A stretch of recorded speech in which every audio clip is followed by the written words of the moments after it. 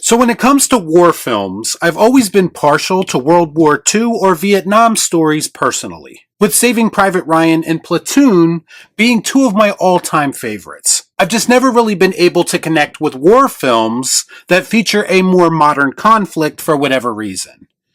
Maybe it's just too soon, maybe it just hits a little bit too close to home for me. Or maybe it's because I've never seen modern warfare portrayed like this in a film before. Let's discuss. I watch so you don't have to.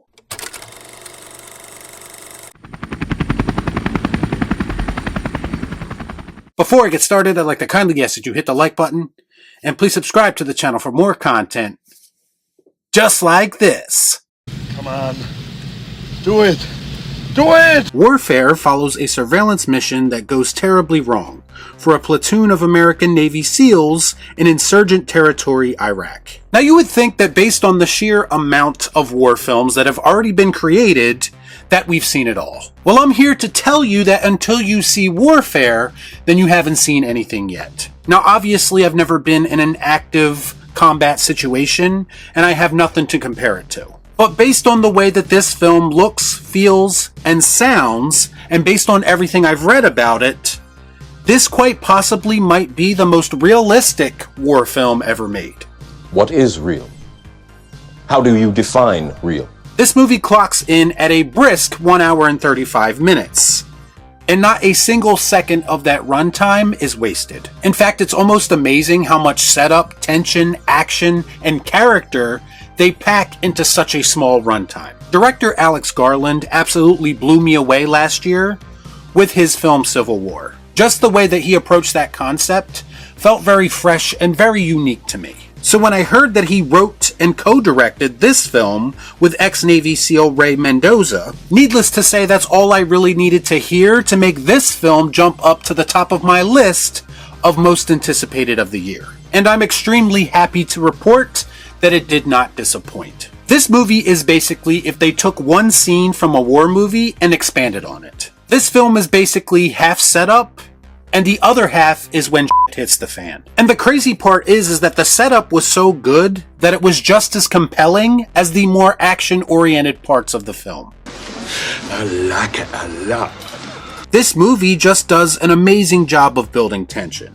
And that's because it's patient. It takes its time to let this situation unfold naturally, rather than rush right into the flashy stuff. They use this setup time to introduce you to these characters enough to the point that you get a good sense of who they are. They also introduce you to military terminology and concepts that I'm not entirely sure I've seen in a movie with this level of detail, which again adds to the realism. There's this one scene where a sniper is watching a lot of activity happen through his scope. There's people going in and out of buildings, there's people glancing in his direction, plus you have other teams nearby and other military personnel relaying information to them. And you can instantly see what it's building to, but you can't help but feel uneasy as you watch it unfold in real time. And then when hits the fan, the movie kind of switches gears and offers a whole new level of entertainment and realism.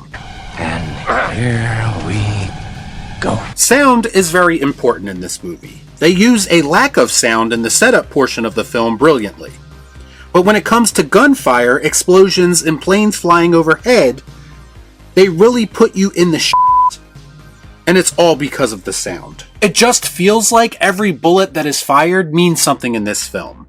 It kind of felt like a combination of the shootout scene from Heat and the level and quality of sound you would get in a Christopher Nolan film. This movie is also quite brutal in its portrayal of wartime injuries. And this is not something that is glossed over like it is in a lot of other war movies. When someone gets badly injured in this movie, that moment lingers, because they aren't just cutting away to the next scene to move the plot along. The whole point of this movie is to show these moments in excruciating detail. A large portion of this movie has members of this team screaming in agony because of their injuries.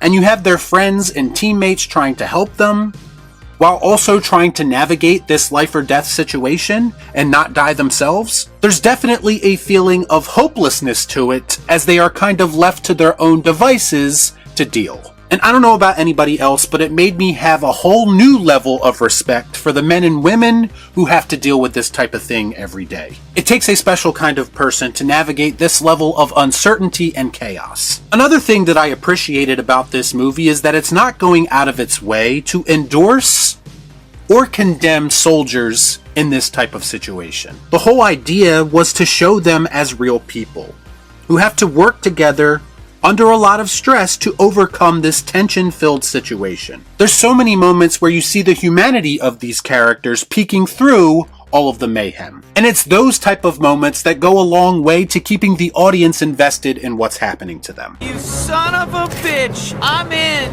The start of this film says that it is taken from the memories of the people who actually had to deal with this situation. And you feel that throughout the entire course of the film because it is presented to us as one giant nightmarish scenario. This is a movie told from the perspective of the soldiers by a soldier. That alone paints this movie as an inspirational and powerful story that is more than deserving of being told. Goddamn right, that's the only way I work, Cap. Bottom line, I was locked in from start to finish while watching this film. In fact, I was hard-pressed to find anything about it that I didn't like. What do I always say? All I really want is for a movie to show me something I've never seen before, and Warfare does that 10 times over. This is easily the best movie of the year for me so far, and more than worthy of being seen on the biggest screen possible. And that's why it's going to be getting the elusive Bill and Ted. Excellent! Y'all be cool. Right on.